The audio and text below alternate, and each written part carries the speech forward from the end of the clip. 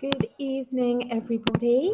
Thank you so much for joining us this evening for our CPD sessions tonight in Classics. I am absolutely delighted to welcome back with us Ed Clarke. He is Head of Classics at Westminster Cathedral School.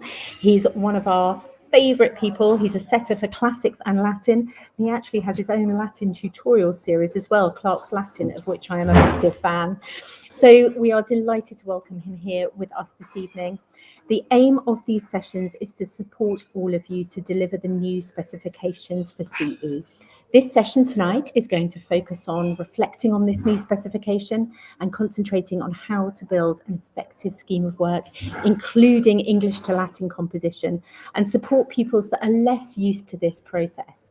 So our aim at ISEB is to evolve these assessments at every opportunity. So we'll be diving into preparation for the second year of teaching in our next CPD session with Ed. That is going to take place on the 15th of June. So do join us. It's the hottest ticket in town.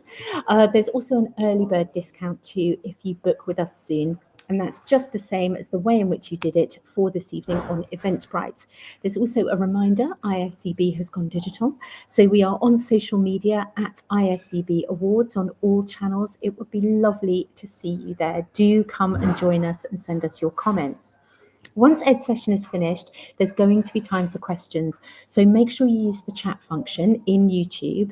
Now, if you can't see it, and I know that very often we have people that can't access that chat function, actually, you just need to be logged into Google and YouTube, and then you can get access to it. I'll make a note of your questions, and we'll make sure they're all answered in our Q&A later. So without further ado, I'm going to hand over to Ed so that we can talk about Latin and classics. Perfect. Well, a very warm welcome to you all, and my thanks to Julia for her kind words of introduction.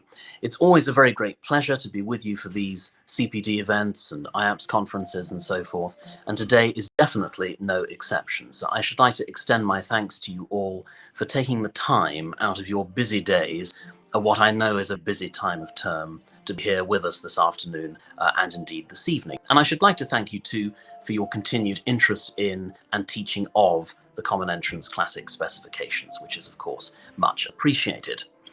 Now, owing to the time of day at which we find ourselves, I shall do my very best to be succinct in what I have to say, but as Julia mentioned, I should be very happy to answer any questions that you might have or address any comments and so forth at the end of this session. So do please, anything that you'd like to ask, send through to us, and I shall handle it at the end of today's session. And likewise, if you should like to get in touch with me personally at a later stage, my email address is eaclarke@gmail.com. That's Clarke with an E, eaclarke@gmail.com. So do send me any queries you like via that address, or indeed to be answered tonight.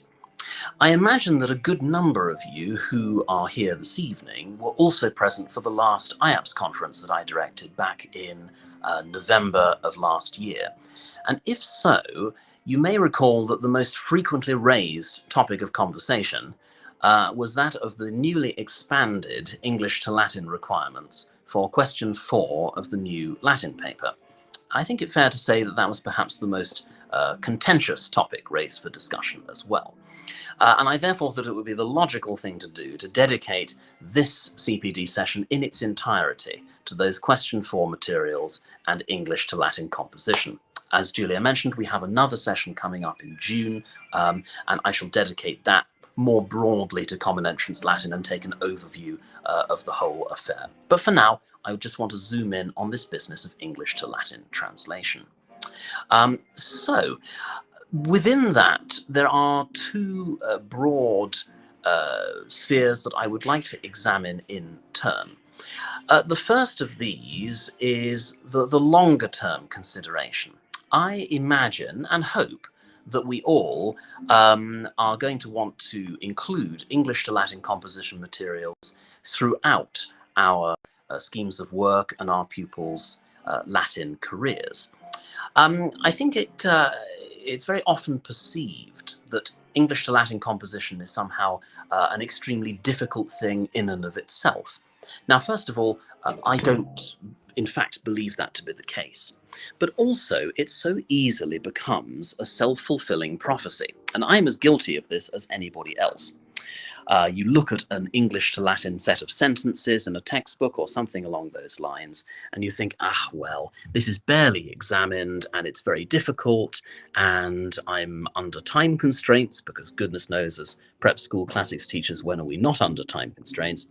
Let's just hop on to the next topic, or move on to the next unseen translation or something like that.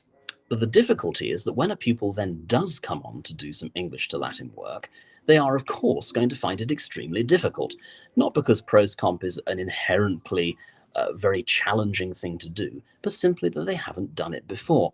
It's a skill like any other, like indeed translating Latin into English. It requires repeated exposure and repeated practice for pupils to become comfortable with it. And by the time they sit Common Entrance in 2023 for this new specification, I want my pupils to feel entirely at home with English to Latin work, for it to be part and parcel of the everyday work that they do within the Latin classroom. So I want to look at how we can include those elements in our schemes of work right from the start. I then want to take a look at the shorter term. I mentioned 2023. A good number of our pupils will have already begun their Latin careers, but haven't thus far had the opportunity to do any English to Latin composition work. And they're going to require something of a crash course to become comfortable with it in the way that I was mentioning a moment ago for our younger students.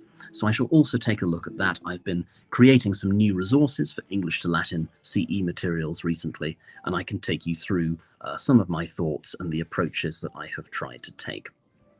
But first of all then, to the longer term, and if I could move on to the next slide, please. To this end, I have put together a table of the various topics that I teach in my first term of doing Latin with a new group of students. And indeed, this particular group I was new to as well, because I only started at WCCS at the beginning of this academic year. I've compiled the various topics that I've covered with them over the course of the Christmas term. And along with that, I've specified the kinds of exercise that I cover. And I've given some sample questions that come up in those various kinds of exercise. I hope as well that as I move through these materials, I'll be able to point out some of the many benefits of teaching prose composition, which should be something we're not merely teaching because it's now included at Common Entrance more fully, and indeed, I should add, at GCSE, but because it is something that is the ultimate acid test in getting our pupils to grips with the complexities of the grammar.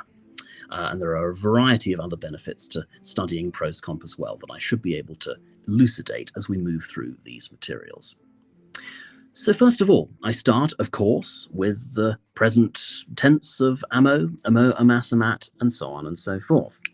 I start in a very gentle fashion. I bring in about 10 vocabulary items, which the pupils begin by learning, and they come up with a variety of possible derivations for them, which is always a nice start to the language, get that etymological stuff in there early, but also is a good way of helping them to remember the various words.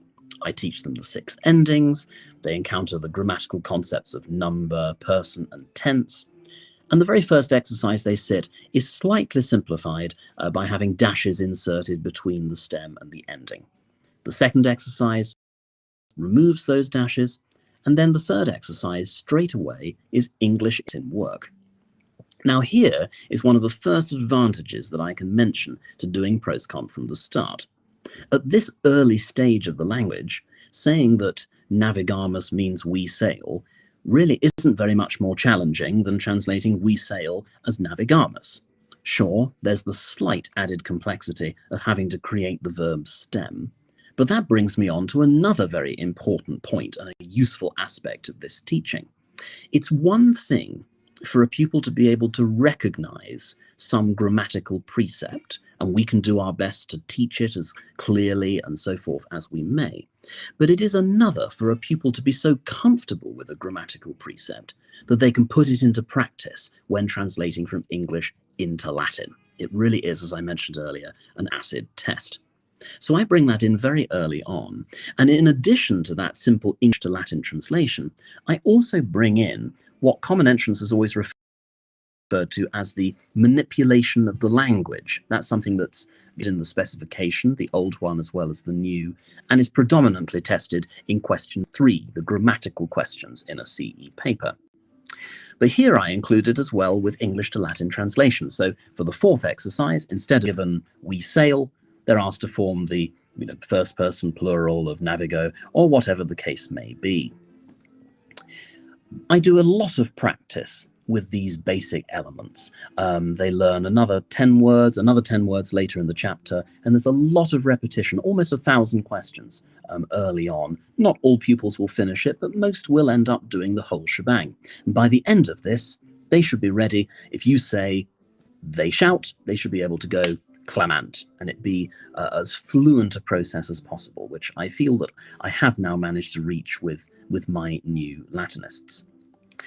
Something else I always try to do with my teaching is that if I've introduced a particular concept or a topic that they have practiced and appear to have got the hang of, I don't want to then forget about it and allow them to lose the grasp of it that they've just developed. So I will try to carry on practicing that topic while also introducing something that's new.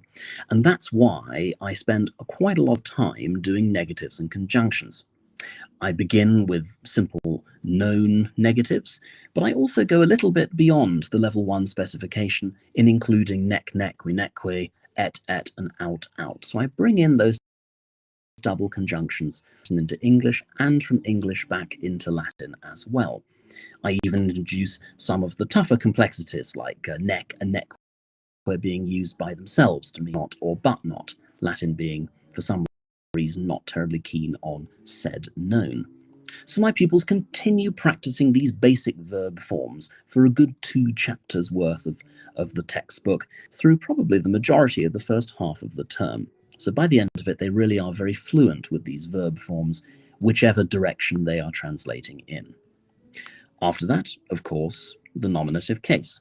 And again, translating from English into Latin really is no more challenging than translating from Latin into English. The Queen is shouting Regina clamat. We're only talking about 2 elements. To begin with, I simply introduce the nominative case in the singular, so they only have those 2 endings, one for the noun and one for the... I bring in plurals after that, but only by themselves to begin with as individual noun forms, and then with verbs. I then do a mixture of singulars and plurals, and finally move on to combinations of those numbers as well as the negatives and conjunctions that they have encountered previously. And again, we come across one of these vital grammatical precepts that it's so important for our pupils to get the hang of, verb agreement. And again, it's one thing to be able to spot that sometimes a verb ends in T and sometimes it ends in unt or whatever in sentences or in a passage. But for a pupil really to understand it and to be able to put it into practice is another. How often have we seen, if we ask a child to translate the Queen is shouting, do we get Regina clamo? And it's a very good opportunity to then go, well, think about it. I am not the Queen, as far as I am aware. You aren't, we aren't, you plural aren't, and they aren't, but she is. I, you, he, she, it, so O-S-T. It's really drumming home these important grammatical concepts.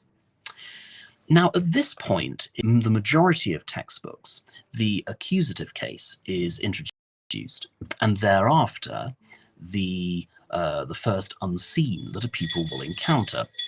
And that unseen will, perfectly reasonably, contain a number of adverbs and subordinate clauses in order for it to function as a continuous passage.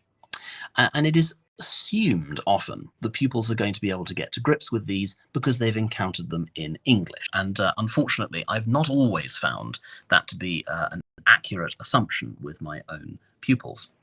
So I took the decision to introduce the adverbs and then subordinate clause as discrete topics for practice before then moving on to the first continuous translation. So if I could have the next slide, please.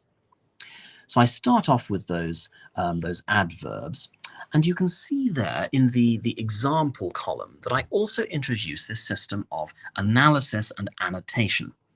Now, it may seem a little bit excessive with these very simple sentences to be doing that, but of course, as the Latin becomes more complex, I have found it a very helpful method for making sure that my pupils approach a sentence in the way that I would wish them to.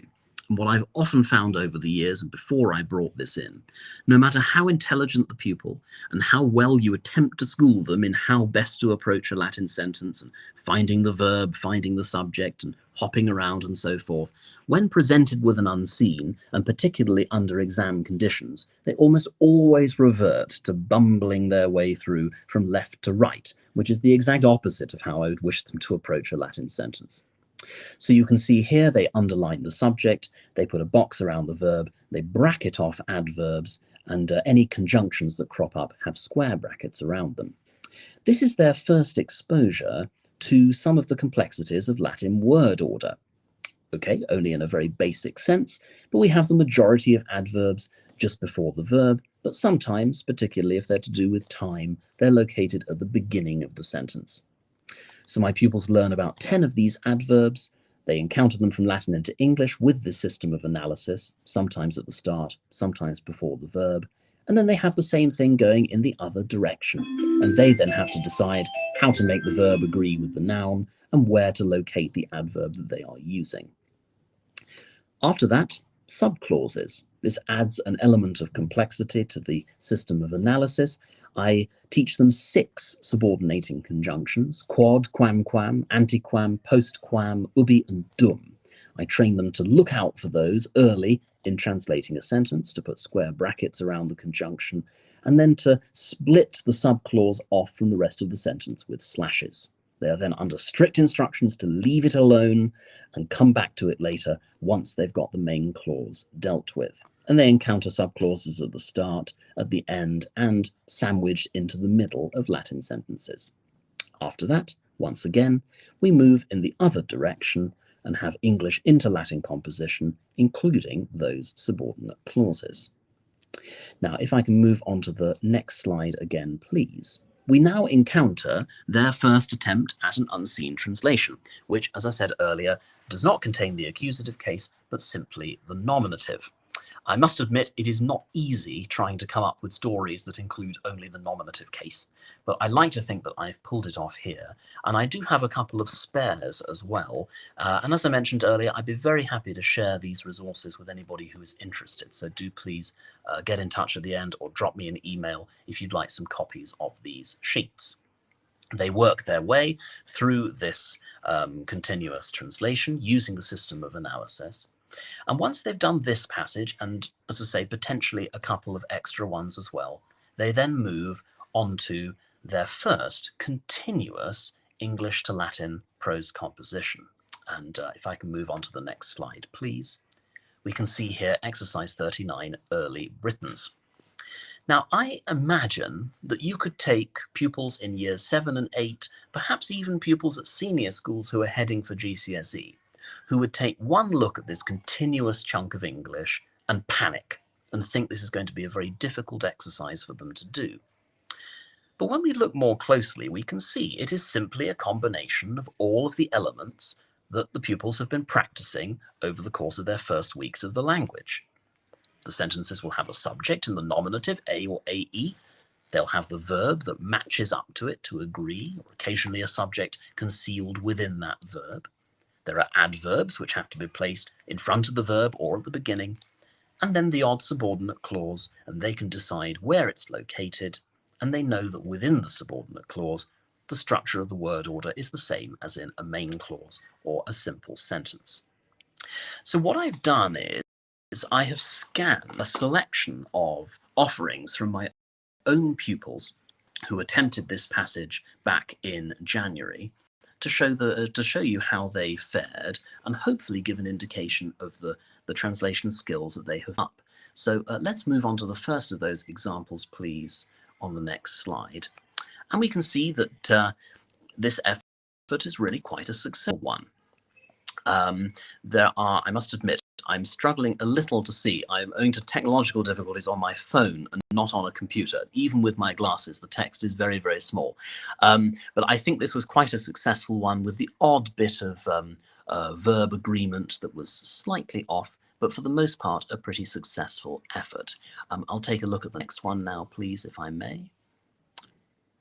And again, a pretty successful offering. A few points of word order to notice here. A fair few of them ended up putting adverbs after the verb, and there's the odd bit of failed verb agreement, but for the most part, it's pretty successful. And this is another important usage of prose composition materials, a form of summative assessment, particularly after you've done a number of topics. It's very good to see whether pupils are able to put all of the things that they've learned into practice without forgetting certain elements. The next slide, please. Indeed, I do this often with my older year groups as well. And so for year 7 recently, who had just encountered all verbs in the regular conjugations in the 5 tenses required for CE level 2, they'd done infinitives and imperatives. So it was a very good moment at that point to do some prose composition and see whether they'd really got the hang of all of those elements and could cope with the necessary manipulation of the language. Another pretty solid offering here, again, a bit of dodgy word order, a little bit of agreement to correct, but for the most part, all pretty successful. Onto the next slide, please. Thank you very much. We can see here in evidence a couple of my angry ink stamps. I'm quite hot on presentation, so I do get them to cross things out with a ruler and so forth, ultimately to keep Common Entrance examiners happy. I remember the joys of marking 150 Common Entrance papers when I worked at Cranleigh, and it's always nice to be kept in a cheerful mood with some outstanding presentation. And I think there's one more slide of these, if I could take a look at the next. Thank you very much indeed. So the point that I really wanted to make on this was that at the IAPS conference I mentioned back in November, there were some concerns raised by a few people, the fact that they weren't sure that their year 8 students were going to be able to access the English to Latin materials that are now required at Common Entrance Level 1. And I would just like to respectfully submit, that if these pupils can manage a continuous English to Latin translation after a term of studying the language, it oughtn't be impossible for our year 8s after a good 2 years, perhaps even 3 or 4 years of studying the language. And I should also point out that the that you've just seen scanned in from my pupils, in fact, came from my year 4 class, who started Latin in September. It is a simple matter of repeated practice of these individual elements of the language and then putting them together that will lead you to being quite surprised, actually, at the sophistication of translation they can manage from both Latin into English and English into Latin. I have one more slide on this part of my talk, which was just to demonstrate very quickly a piece of work that had been carried out, this time and unseen, from Latin into English, using that method of analysis and annotation. And we can see, again, it's really helped this particular pupil to get to grips with what's going on and to approach the Latin in a really detailed and rigorous way, such as is required really to get the best out of the language and to get some really good translations.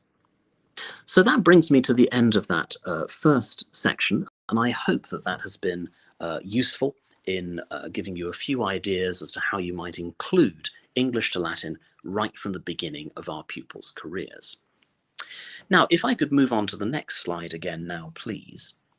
I will now move on to this business of our current students who've already started Latin, but are going to be sitting CE in the summer of 23. They're going to need something of a crash course to get them up to speed with these materials and get them feeling comfortable in the way that I was discussing earlier with our younger students. As it happens, I've spent the past month or two in creating some resources specifically to that end, which I intend to use with certainly my lower set in my current year 7. And I thought probably the most helpful thing I could do would be to talk through some of these resources and show you the approach that I have taken. Now, hopefully you can see on the screen in front of you that the very first heading under level 1 is "Don't Panic." This is something that I really want to make sure I do when I move into the English to Latin materials and so forth. I think it very crucial that we don't let our pupils get the impression we think this is difficult. And I'm going to be at pains to point out to them, for example, that the requirements for English to Latin composition of common entrance are far simpler than those that are required for Latin into English. From a vocabulary perspective, we are literally talking about fewer than 50 words. I think there's a grand total of 47, 48, something like that. And they're all exceedingly easy words as well. And I would be willing to bet money that the majority of your pupils, if presented with a spot quiz on this English to Latin level 1 vocabulary, would get certainly more than 30, 35 out of those 47 or 48 words right, because we're talking about ammo, I love, and agricola, a farmer, and puella, girl, Madison. Very, very basic vocabulary that our pupils would have encountered early in their Latin careers. From a grammatical perspective, we're also talking about some really very simple materials. Only 2 noun cases, the nominative and the accusative, and only in the first 2 declensions. 2 verb tenses, the present and the imperfect, again, just the first 2 conjugations. And now also included is the present tense of the verb to be. But other than that, those are the only grammatical materials, really quite gentle ones, that are included at level 1. So you can see here I have begun my resources with a couple of vocabulary quizzes to exactly that end, to say to my pupils, look, have a go at this vocab. I bet you know most of it. And I would certainly hope that that would turn out to be the case. If we move on to the next slide, please, we can see there's a couple of those quizzes. And then there's the full vocabulary list, the specified English to Latin vocabulary in the new CE specification, from which pupils can check their own work and hopefully then revise the words that they didn't already know. Something I think it would be worth our considering for a moment at this juncture is just how many processes go on in the brain when translating some Latin, whether that's Latin into English or indeed English into Latin. Now, for all of us who've obviously studied Latin for a number of years, those processes happen automatically. I realized to my horror the other day, I have been studying Latin now for 25 years as of this summer, having begun when I was 7. And so for me, a sentence will sort of spring into being in my head. But for a pupil, there are so many different processes that have to be gone through manually. So consider a simple sentence. Let's say, the girls like horses, something basic like that. Well, you've got to think, okay, girl, so puella, it's the subject. It needs to be in the nominative plural, am, I, so puellae. Then like, but no, that's the verb, it has to go at the end. Horses, they're the object of the sentence and will need to be accusative. Equus goes like dominus, us et os, equos. They love, it's the present tense, it's a first conjugation verb, ost mustis unt, to agree with the subject, amant. So even for a dead simple sentence like that, there's actually an awful lot that is going on in the brain. And so if you were to take a pupil who hasn't done any prose comp before and give them even a very simple sentence like that, they're not going to be able to cope with it because of those many processes that have to go on.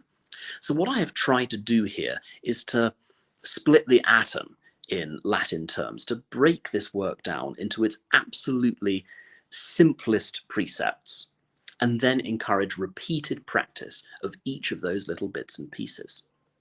So we can see here that I have introduced some very simple nouns just in the nominative case, just the subjects of the sentence, to be translated or put into the singular or the plural from English into Latin.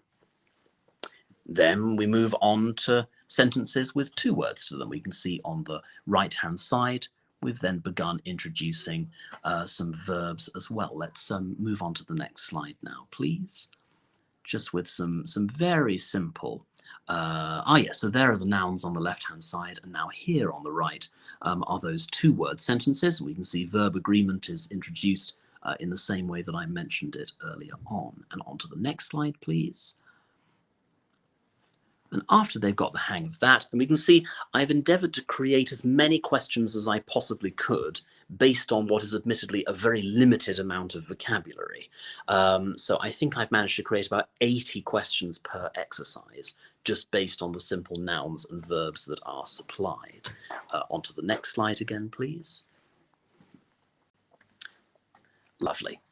Once they've got the hang of those basic subjects and getting them into the right case, they've encountered their verbs, which have to agree with that subject, and now we're able to introduce some simple objects as well. Repeat of the table from earlier of the nouns, but this time including the accusative endings, and a discussion of Latin word order. Something else to mention, I've always said to my students in the old common entrance, 2 marks in the paper, that's 3%, are available purely for putting a verb at the end of a sentence. Well, now that that section in question 4 has been somewhat expanded, it's now a matter of, gosh, nearly 3 or 4 marks out of 75, just for locating verbs at the end. So it really is something to drive home. Even if they get the verb wrong, at least put it at the end of the sentence. I always encourage them to think of Latin word order like Yoda, with the subject at the beginning, the verb at the end, and the object in the middle. So I think that's something really to emphasize. Something that they then practice in this next exercise here, each question of which has a simple subject, a verb, and an object. I try to keep each exercise in a consistent pattern like that, so that every time they're repeating the same process over and over again in a similar way, so as to really get the hang of it and not be befuddled by any other elements that could creep in. Onto the next slide, please.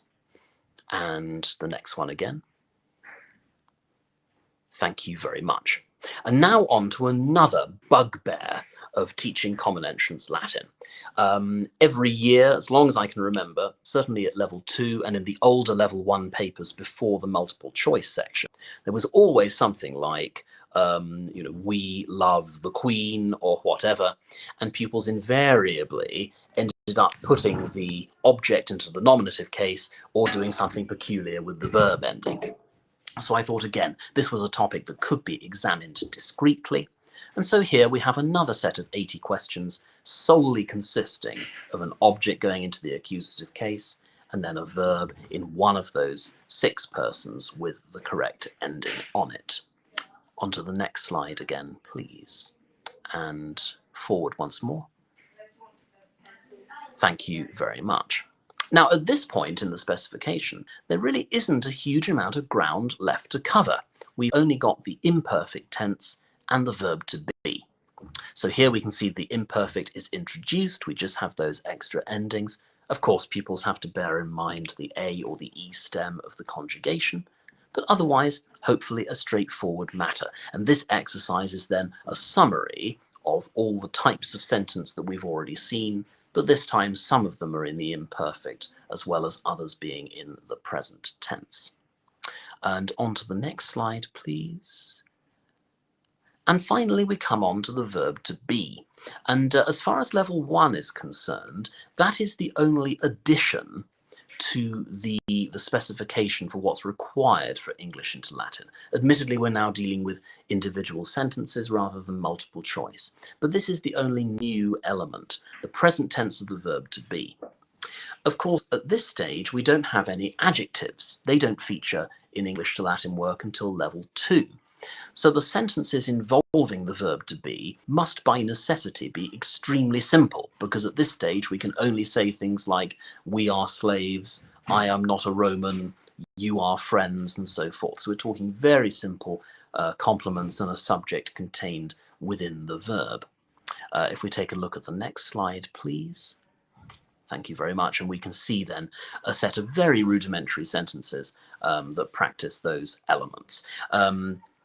It's quite likely in a CE paper that at least one verb to be will come up. I talked about this a bit at the last IAPS conference, that when setting a paper, one tries to include as many of the various grammatical elements that are in the specification as possible. So you're quite likely in a level 1 paper to have at least one verb to be to contend with at this point.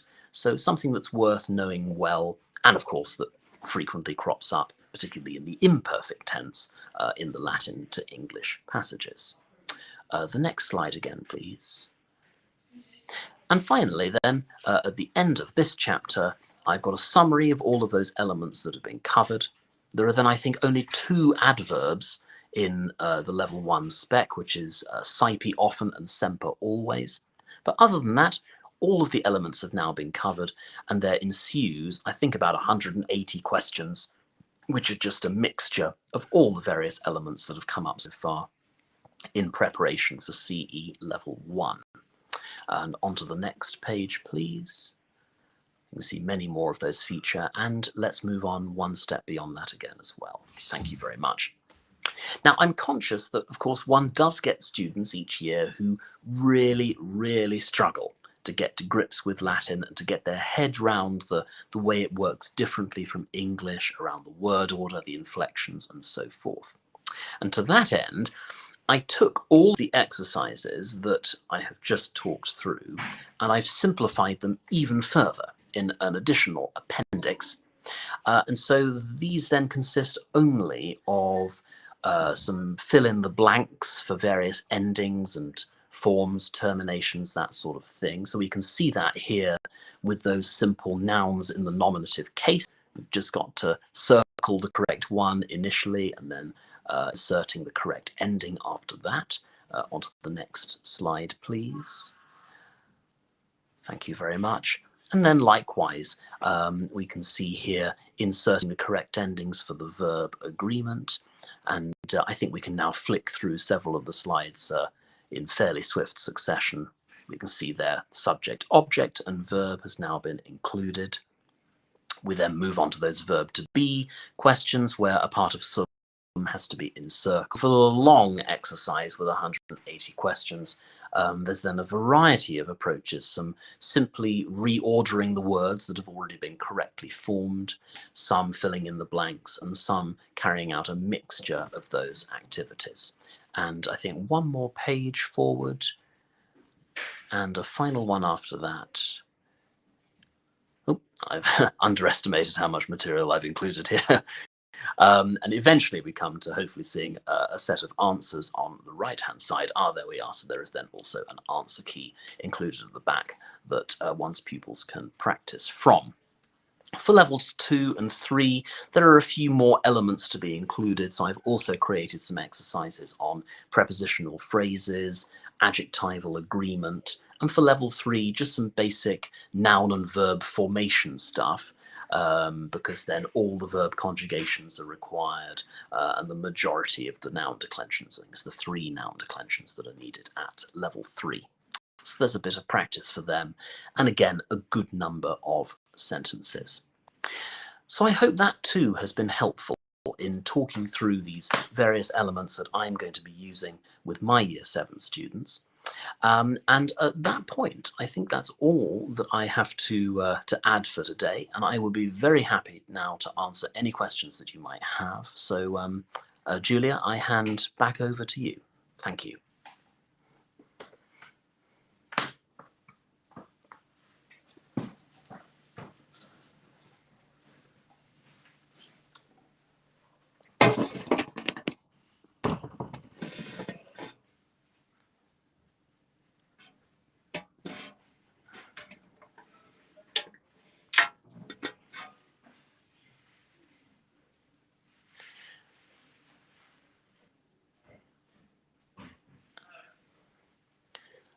Now, Julia, I'm not sure if you can hear me or if it's a problem at my end, but I can't hear you.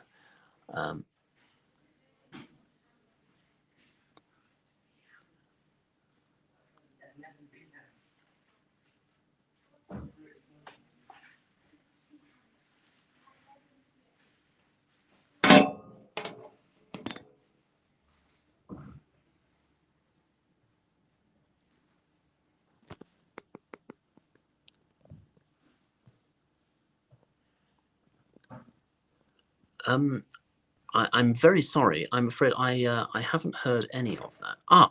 New Classical Civilization paper, an introduction. Well, I can certainly talk about that now. Thank you very much, and my apologies again for some of these technical difficulties. So the decision was made with the new common entrance that the old question 4, which was Greek mythology stroke ancient history, was in need of expansion into something more serious. And there were a variety of reasons for this. First of all, I think it's fair to say that senior schools never took the old question 4 particularly seriously. And it was always a very strange bolt-on to have predominantly Greek mythology questions at the end of a Latin language paper. And it was felt that, above all, those materials deserved to have their own separate paper, in the way that has been the case with GCSE, of course, for a number of years. And so this special third classical civilization paper was created to make room for the extra prose composition and linguistic materials in the Latin paper, which obviously we were keen on as those involved in the consultation process from prep schools, but also senior schools were very keen that they be included.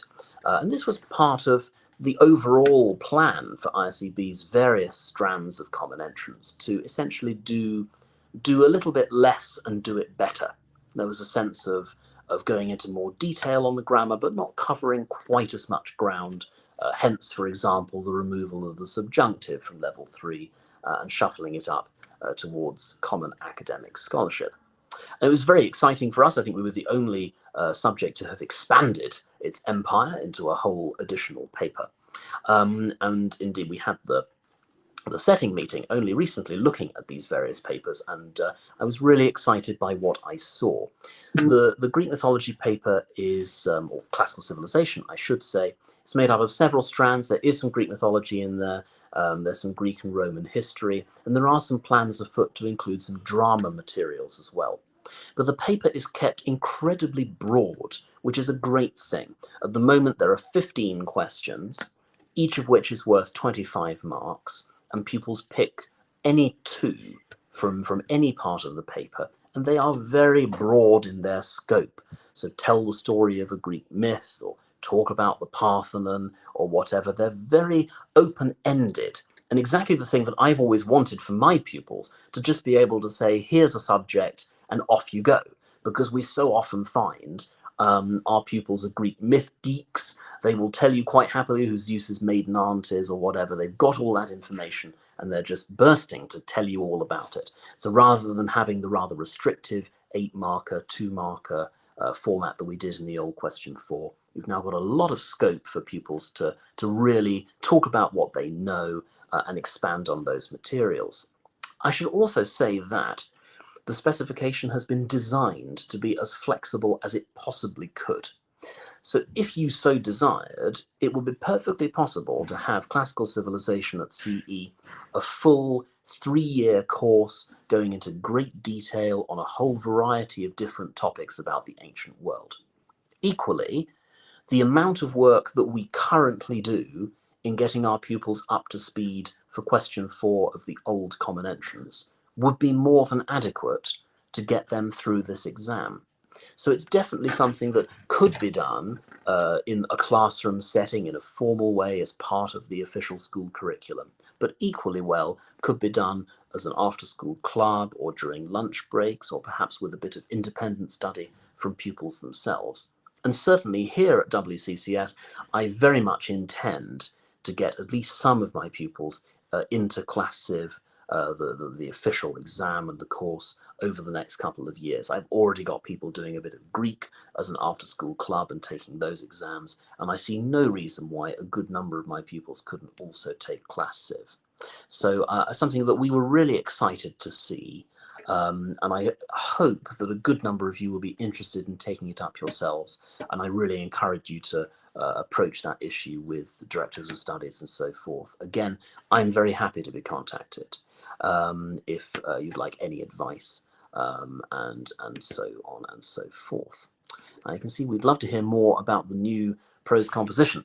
Well, as I say, the reasons for it coming into being were predominantly a push from the senior schools, who were keen to have this a bit less language covered, but have it covered in perhaps a more rigorous fashion.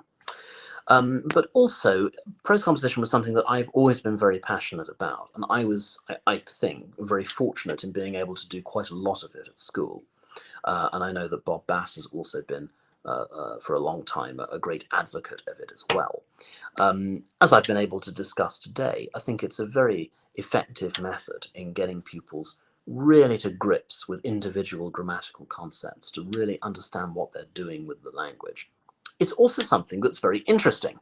And it's a funny thing with my little year fours who started Latin in September. I do approach it in quite a dry fashion. I try and make it entertaining, and I'll crack jokes, and I'm now notorious for my Yoda impersonation, with which I will not bless you this evening. But despite the fact that I approach it in this very dry fashion with an awful lot of English into Latin work, they really genuinely seem to enjoy it. Latin is like code breaking. They enjoy that aspect of the unseen translating from Latin into English. And I think they enjoy the close attention to detail and the methodology that comes from putting English into Latin. And of course, further down the line, once you get into more complicated English to Latin materials, you then have various options open to you. So by the time you're dealing with scholarship level proscom, for example, if you had pupils going for 13 plus senior schools, you think of a simple phrase like in order to destroy the city. You've got a final clause you could use there with ut and the subjunctive. You've got ad with the gerundive for the gerundive of purpose. You could have causa with a gerund. You can have the supine of purpose after a verb of motion. There are so many fascinating things that pupils get to choose which of those they would like. They get to write good Latin, in inverted commas, and that's a wonderful thing. That obviously is far down the line for our brightest students in year 8, but there's a lot of pleasure to be had from it at the early levels as well. And I've really enjoyed, since September, seeing my pupils in year 4 really get to grips with the stuff that I was earlier, but also older year groups as well. Okay, so can you guys hear me now? We have switched device. I'm so sorry, everybody. Unfortunately, my laptop has decided that is the end of the road for it. But thank you so much, Ed. So we have some more questions here. I'm just going to go through those. What do you find the most challenging part of teaching classics? That's a good question. Gosh. Yes, that's a very good question indeed. I suppose, I mean, in years gone by, principally what I was talking about earlier, in getting pupils to approach their Latin in the right sort of way, and not simply to guess their way through. And that's the great complexity of it compared to something like French or Spanish. If I want to say the boy is in the garden, in French, it's just moving in a straight line. Le garçon est dans le jardin, or el niño está en el jardín, or whatever it would be. My apologies to any MFL teachers who will critique my accent. You can just move from left to right. They're straightforward. But Latin is so much more detailed.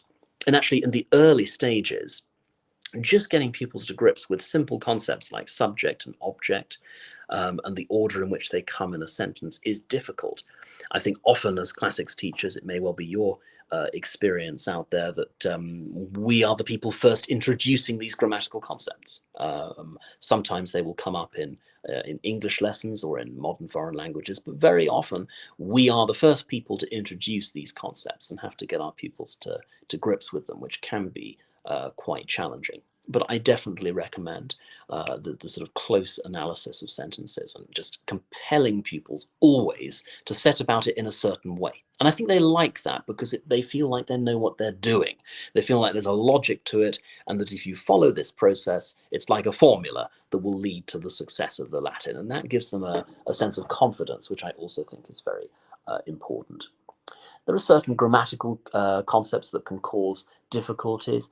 And sometimes if you've taught a few subjects or a few topics in swift succession, there can be an element of sort of overload in the brain. And in fact, I've just had that with my year 7s. I'm fortunate in having a very capable set of year 7 students at the moment, but they've just done comparative and superlative adjectives, and we're just getting a bit lost when it comes to the formation of the stems and how the different ones decline, and how is Keller different from Tristis and Ingens and all that sort of thing. So occasionally you come to little sort of bumps in the road like that, but it can be quite hard to detect what they will be. Some classes will take something quite complicated on and deal with it very happily, and another class can get stumped by something relatively simple. But yeah, I think the approach is the main thing that I've found difficult over the years, and I like to think that I'm moving towards having cracked that particular difficulty. Lovely, thank you, Ed. So I've got another one here, which is, what lexical support will pupils receive during the examination? So in Latin. So is there any lexical support as we get into the examination, and are there some levels perhaps where you don't have it? So the format of the first two sections of the paper are exactly as they used to be. And the format of the third section is largely unchanged. There are now fewer grammatical questions. It used to be that section was out of 20, it's now out of 10. So there are fewer questions there, but the passages still work in the same way.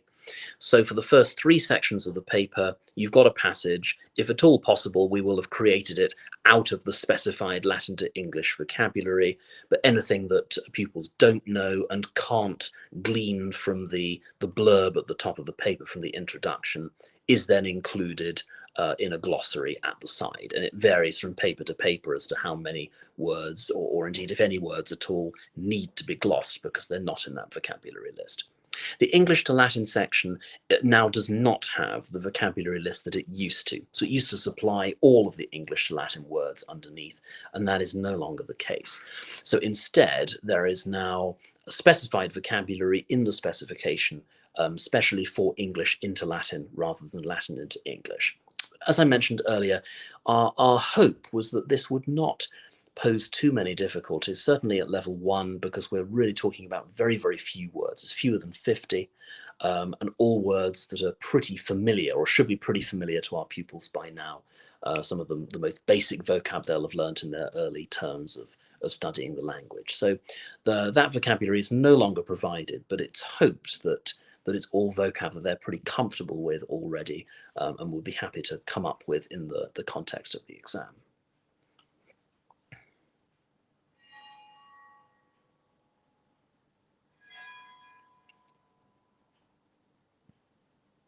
And just a brief pause for thought there, I think, with another question coming on through. Now that's an excellent question, and I'm glad that has come up. When I first started teaching prep school Latin, which was 2014, I sometimes came up against this difficulty of certain schools demanding certain levels of common entrance, or sometimes, dare I say, parents wanting their pupils to go to a school that wasn't quite right for them. And so there was sometimes that stress of having to take somebody who was struggling with the language and crowbar them into level 2 or into level 3 or whatever. Our position as the setters of the paper is that the levels are there for a reason. It's wonderful having that opportunity, having 3 levels like there are in maths and some of the other common entrance levels as well, that they can be picked according to the ability of the student in question. One of the really encouraging things I found when I joined the consultation committee, when we first started looking at the new common entrance, there were a lot of delegates from prep schools, but also from senior schools. And it was unanimously the case among the senior school representatives. They would far rather somebody sat level 1 or level 2 and did well with it than tried for level 2 or level 3 and ended up really struggling and not performing as they should. And in fact, I think it would be okay for me to say I've one pupil at the moment who came to Latin a bit belatedly, and is going for a senior school that usually would demand its own paper, but we've been able to get in touch with them and say, look, here's the situation. He's faring nicely at level 1. Can he please sit a level 1 paper for his entrance? And they've been perfectly fine with that and agreed. So I think often there is a case for getting in touch with senior schools, whether that's us getting in touch with our opposite numbers as heads of classics or directors of studies, talking to directors of studies, because of course common entrance has ceased to be the entry exam that it was 20 years ago when people in my year were sitting common entrance. It is now predominantly a setting tool for the senior schools, and it's in their interests, therefore, for pupils to sit the appropriate levels for their ability, to be able to show how much they can manage and then get setted in an appropriate fashion once they get to their senior school. So I think there is a lot less of that pressure in this day and age on the levels. And if you are feeling that pressure, I'd encourage you to raise these points with your directors of studies, because I imagine the vast majority of senior schools will be happy to accept whatever level the prep school deemed appropriate.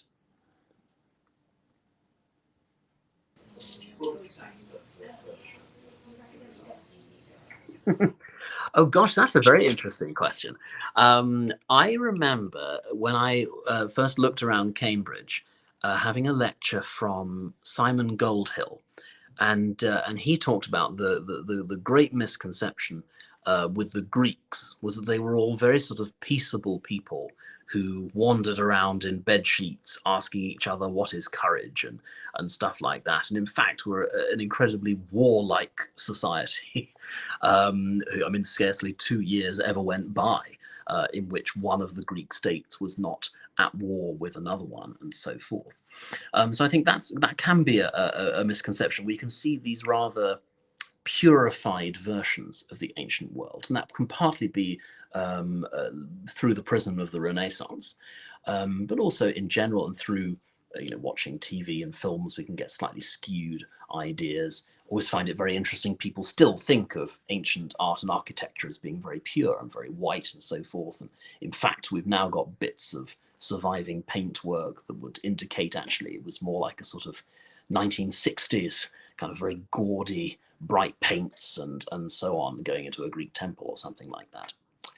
So I think those are misconceptions that I have commonly come across in my teaching. And misconceptions in terms of the language, I do try and start at the beginning of year 4 by just getting to grips with which kind of Latin we are studying. I think often Latin is seen as very monolithic. I guess because it's no longer largely being spoken. It is seen as one blob. And in fact, the difference between the Latin being spoken, say archaic Latin, hundreds of years before the birth of Christ, and the kind of church Latin being here in a Catholic school, I get to see church Latin, which is then pretty different from the kind of Ciceronian prose that I would have studied or would have written. So I think it can be a good idea to talk about those sort of periods of history and what is Golden Latin or Silver Latin, Medieval Latin, what era of history are we looking at? And likewise for Greek, we're not looking at Greek that was spoken at the same time as that Latin. We're looking 500 years in the past. So I think, getting an idea of those sort of historical landmarks is always helpful. And considering which aspects of ancient culture are similar to our own, which can be the joys of reading ancient literature. You read Petronius's Satyricon or something, and it feels like an Animal House movie from the 70s. There are these wonderful connections between us and the ancient world, and you think, gosh, we've hardly changed in these respects. And then you look at other aspects of the ancient world, and it's so completely alien from where we are now. It's astonishing. So I think that can be an area of confusion, but also a fascinating dichotomy for our pupils to study. Thank you so much, Ed. That's absolutely brilliant. I hope you can all hear me now. I've managed to change location. I've tried a couple of different devices, so huge apologies to everybody out there for some of the issues with the sound. However, I'm just having a quick look here on YouTube as just a final call for any questions while we wait to see if any come in with bated breath, Ed. I'd just like to thank you so much. As ever, you are incredibly knowledgeable knowledgeable. I could listen to you all evening, and what you don't know about classics and Latin really isn't worth knowing. But a huge thank you to you, not only for all the work you do, but for helping us here this evening and supporting all our brilliant CE teachers. So I can't see any more questions coming in. So I think what we do need to do is absolutely plug the fact that you will be back with us, and thank goodness for that, in June, where we are going to be talking about Latin and classics once more. We've got a lot to cover there too. So I do hope that all of you join us in the summer. Let's hope the weather's better. And you can get to us. There's an early bird special again on those tickets on Eventbrite. If you have any questions, if there are any issues at all, you can always get hold of us at ISEB, inquiries@iseb.co.uk. And we really, really look forward to seeing you again in June, where I promise there will be at least 4 extra devices for me to destroy and ruin at that point. And Ed, thank you once again so much. Thank you. My pleasure.